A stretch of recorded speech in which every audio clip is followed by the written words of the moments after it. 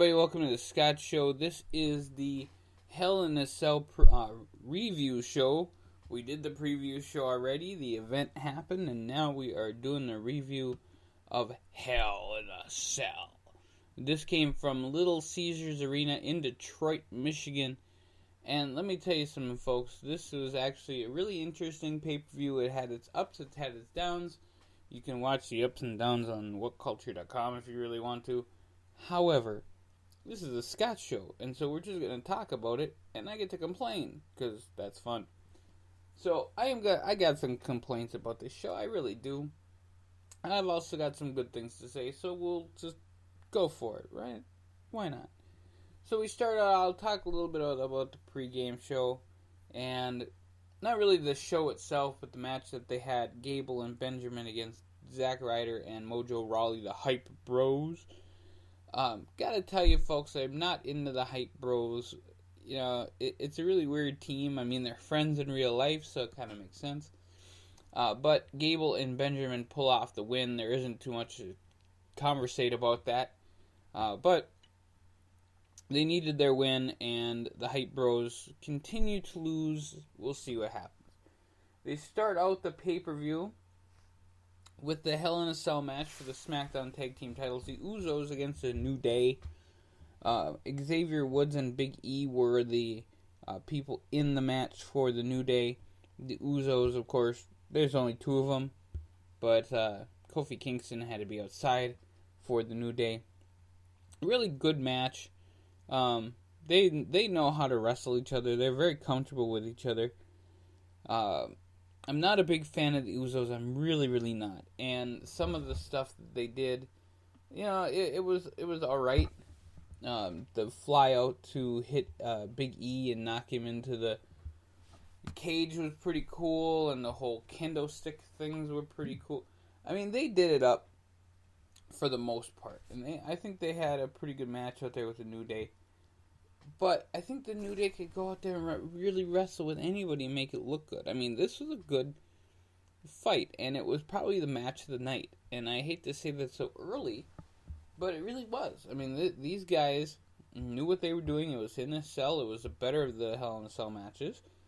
So, it definitely brought the house down, and, you know, people thought it was awesome. And, you know, it's just definitely one of those things. Now, I am not one for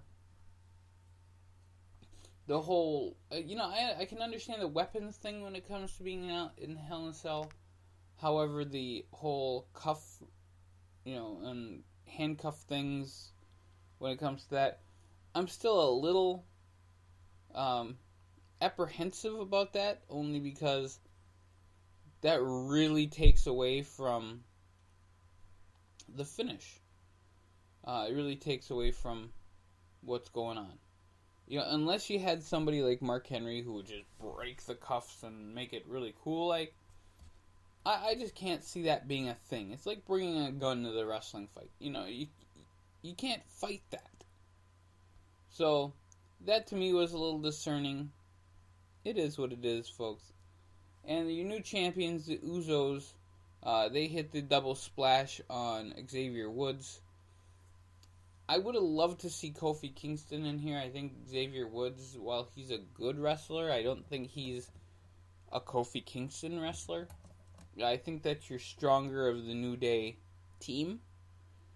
So, that's just my opinion. The Usos are the champions. I want to see what they do next. I really don't like the Usos, so I mean, I'm not excited about that at all. AJ Styles comes out and is very confident about retaining his title, and he quotes Tom Petty's "Won't Back Down." If you guys have an opportunity to check out Florida, the Gators, on Saturday, they did a huge "Won't Back Down" song in the stadium that they were in, so it was like 30,000, 40,000 people singing the song. It was awesome. Might even be more. I don't exactly know how big Florida's stadium is. I know Michigan, but I don't know Florida. Alright, Randy Orton versus Rusev. Now, Rusev comes out, and I was actually really excited to see this match. I was hoping this was going to be Rusev Big Push However, it was a regular WWE match. It was all right. Rusev, he's the guy. I think that he needs to be the one who gets the big push, and he didn't here. I think he needed to decimate Orton, and he didn't. I don't know what their fascination is with Randy Orton, but folks, it is what it is. I would have loved to see Rusev win the match. However, Randy Orton wins this. Rusev gave him a better fight than last time. I mean, last time it was 10 seconds at SummerSlam. And this time, I mean, they have a pretty darn good match. Even though Orton still won, it was what it was. So, then that's okay. Rusev, he didn't do that bad of a job this time. It's not anything to hold his head down with, but he did on his way back to the ring. Then we had the triple threat for the WWE U.S. title. I called this on the preview show. I said Ty Dillinger will be the one who comes in. And it makes sense that he came into the match, but only because of the end. And I just want to kind of give this whole idea. Baron Corbin was doing awesome in this match. Big shout out to Big Baron Corbin. He's looking better. AJ Styles can wrestle a broom and make it look good, so I mean maybe that helped. But when you're facing AJ Styles and Baron Corbin and Ty Dillinger have that match with AJ, it's going to be phenomenal. And it was a really great match. Baron Corbin does some really cool stuff here. Being the bigger guy, he definitely plays it up, and he plays with the crowd a lot, really, really well. I'm kind of surprised how much better Corbin is looking right now. So I mean, he hits the deep six onto Ty and onto AJ. Ty goes for the tiebreaker, and then AJ hits Ty with the phenomenal forearm and kicks AJ out of the ring. I mean, it was bad. It looked pretty vicious. Your new United States champion, Baron Corbin, I got to see a little bit of talking smack or whatever they call it afterwards. And Corbin was elated, happy, and said, "Hey, now I've made it. Now nobody can show, where's my briefcase anymore?" And of course everybody's going to, because that's just what they do. SmackDown Women's title match is Charlotte Flair and Natalya. I can never be angry at this match. Now, I'm upset that there weren't more women in the pay-per-view itself. I mean, you did have the Hype Bros. So, whatever works. But Charlotte Flair comes out, she's got the new book out. She's got everything going for her. She's facing off against the women's champion, Natalya. And Natalya grabs a steel chair, whacks Charlotte with it for the disqualification. They had a great match. The moonsault looked amazing. Just a lot of the stuff. They know how to fight each other. I mean, this is the first time they fought each other over the SmackDown Championship, but definitely not the first time they've ever fought each other. So, I'm really cool with the fact that Flair won by DQ, only because the Survivor Series would be alright. Natalya, Flair, throw in a little stipulation, have a little bit of fun. I'm cool with that. The Fashion Files come back with Breezango, and the Ascension, of course, make another appearance. They gotta put these guys on TV some way. And then there's a knock on the door, and somebody gets a briefcase or a new case or whatever, and it's going to be a Pulp Fiction segment on the Fashion Files. At least they're doing something with these guys. I think one of them is actually injured. If not, they need to get him in the damn ring. Do something with him. I want to see the Breezango face off against the Usos. I think that would be the way to go. I think Tyler Breeze is incredibly over, and he's a hell of a wrestler. So get him out there and make them champions, because they need to. They need to do something with those titles. Get a big push to them. However, I can only feel that once they get the titles, their big feud is going to be against the Ascension. Dear Lord. Okay. And maybe Gable and Benjamin. No. But Pulp Fiction, it's one of my favorite movies, so I'm looking forward to that on the Fashion Files segment next week. Or this week, it's on Tuesday. Jinder Mahal, the modern-day Maharaja, against Shinsuke Nakamura. Shinsuke, I'm a big fan of Shinsuke Nakamura. And the reason why is because if you watch his work at IWGP, when he was the IWGP Intercontinental Champion, he held that belt with vigor. He went out and defended it and beat the crap out of people. He was the man. He, in fact, was so much the man that he valued that title more than the heavyweight title. And now he's fighting Jinder Mahal, the modern-day Maharaja. And getting teased for his faces and all this other stuff. And I just don't get it. I mean, he was so over in NXT. He comes here and he's so over. They're all singing his song. They give him this big push to the top, and then they totally crap all over him. And I don't like it. Like I said, I'm a fan of Shinsuke Nakamura, but I don't want to see another Shinsuke Jinder match. I don't want to see. I'm urging the WWE to do something because I'm not looking forward to Starrcade in a cage unless they do a title change. I think I kind of gave that away. So anyway, Shinsuke Nakamura, Jinder Mahal, they had a decent match. It was really kind of a slower WWE pace style match. For a main event match, it's not really something that you see a lot. I guess they were kind of saving that for later. The Singh brothers get kicked out, which, to me, I mean, I understand that Jinder is the bad guy, but he doesn't need to have the Singh brothers interfere all the time. But the minute he doesn't have them interfere and things just happen, Jinder won. And he beat Nakamura with no Singh brothers there. And it's just weird. I gotta say this. The Colossus, the finisher that Jinder has is stupid. The only move that's more stupid than that is the Attitude Adjustment by John Cena. I mean, these two finishers are just god-awful. I want to see a finisher where you hit it and somebody looks like they just died. That's what you want to see. You want a finisher to look like a finisher. A power bomb is a power bomb. Dropping somebody with, by hitting them with not even something that would be close to a body slam and them hitting a back bump is not a finisher. What I would do, and I would make Jinder, I'd make Jinder a badass, at least for, whatever, is to have a submission. Make these guys tap out. Yeah. Oh my god, he tapped out to the, modern day Maharaja lock or whatever.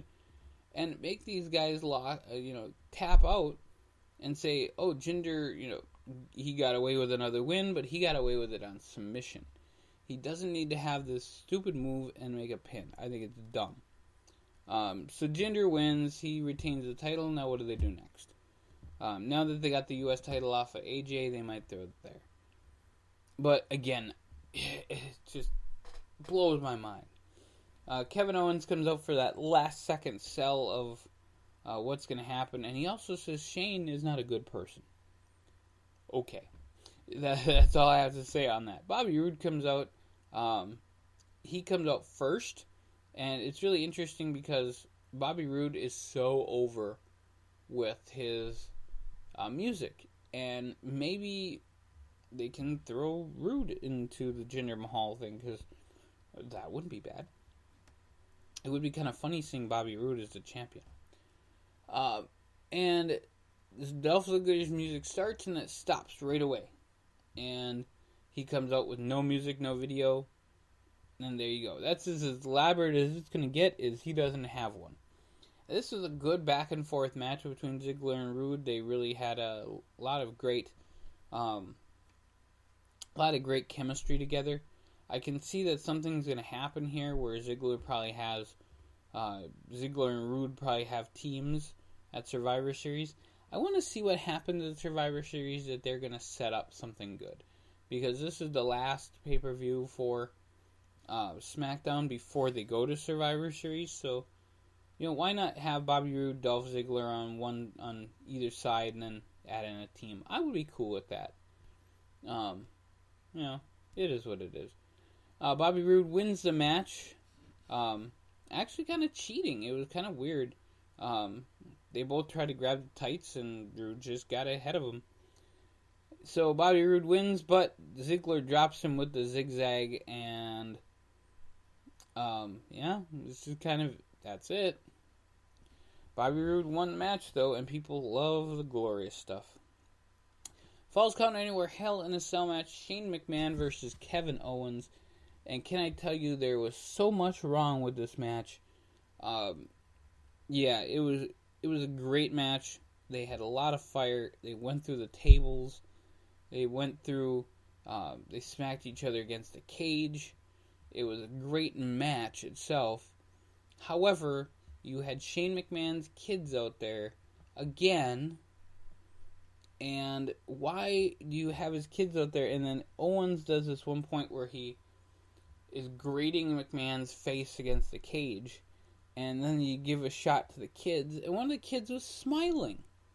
And I'm like, oh man, he must have got an F.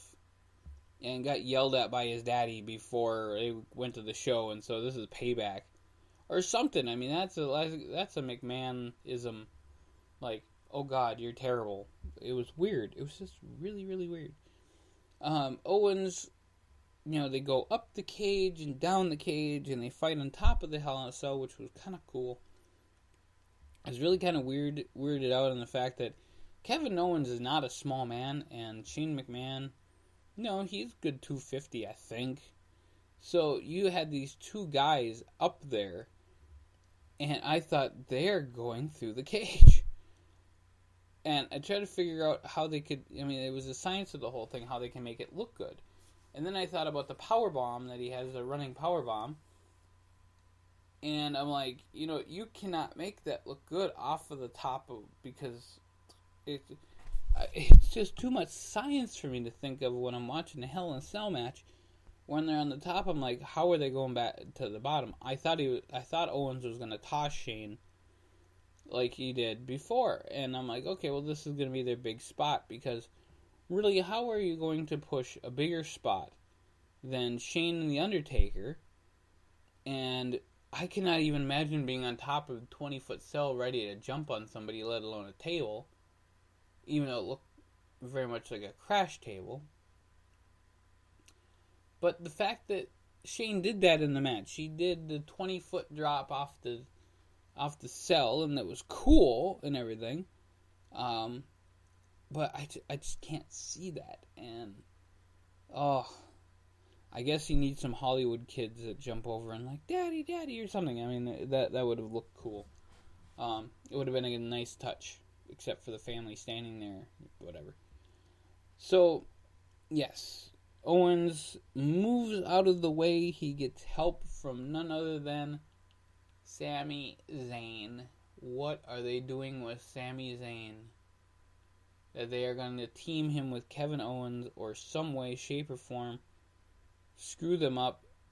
I think that Shane they might do the Survivor Series thing. Shane's guys on one side, Owens and Zayn and a few other people on the other side. I wouldn't be disappointed with that either.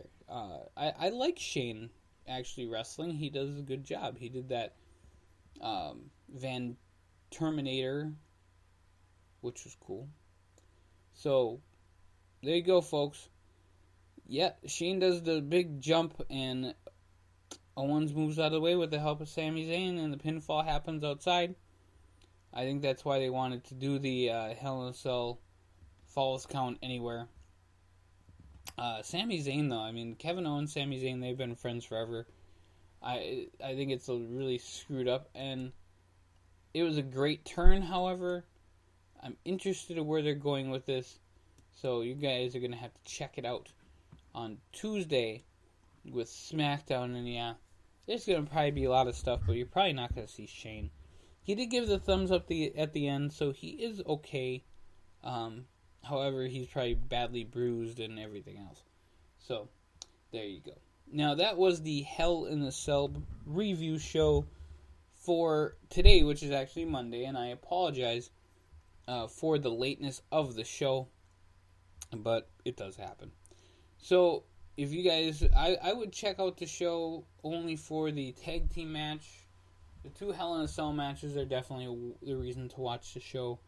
Not really the WWE World Championship match. If you like yourself, you're not going to watch this show because it was just god-awful terrible. As far as the World Championship match, just bad.